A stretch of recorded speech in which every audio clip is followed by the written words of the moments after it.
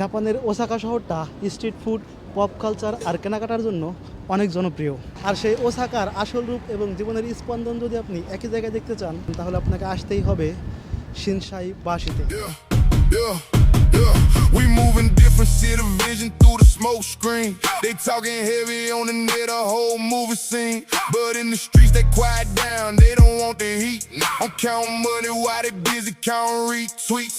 Don't never say you know my struggle, you ain't walked a mile. ভাই এই স্টেশনে একটা ট্রেন আসলে ওই ট্রেন থেকে বের হওয়া মানুষগুলো প্ল্যাটফর্ম ছাড়তে ছাড়তে আরেকটা ট্রেন চলে আসে।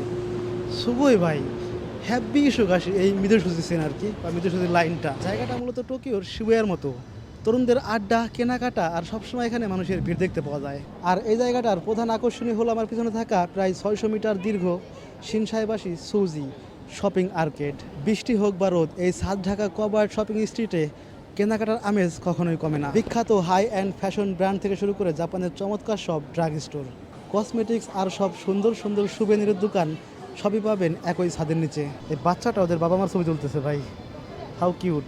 চলেন অল্প কিছু সময় এই শিনসাইবাশির সুজিটা ঘুরে আসি। এই এলাকার যেদিকে তাকাবেন সেদিকে দেখবেন শুধু গাইকুকুজিন দিয়ে ভরা, মানে বিদেশি নাগরিক। আর ঠিক তখন আপনার মনে পড়ে যাবে আরইতেমো গাইকুকুজিন বাক্কাদেশ।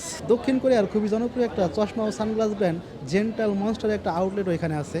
আর ওরা মেকানিক্যালি ভাই মানুষের মুখ বানা রাখছে, আর এই চোখগুলো মুভ করতেছে এবং এই মুখটাও মুভ করতেছে। পিছন থেকে দেখালে এর মেকানিক্যাল যন্ত্রাংশ দেখতে পারবেন।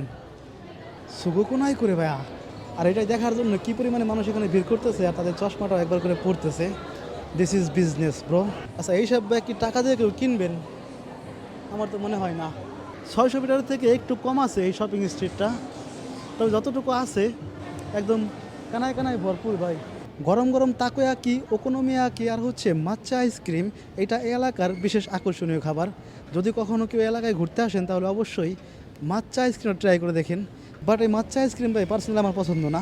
আইসক্রিম থাকবে আইসক্রিমের মতো, আইসক্রিমের মধ্যে কোনো চা থাকবে, এগুলো আমার ভালো লাগে না। বাট এটা অনেক ইউমেই ভাই, অনেক জনপ্রিয়, আসলে অবশ্যই ট্রাই করে দেখেন।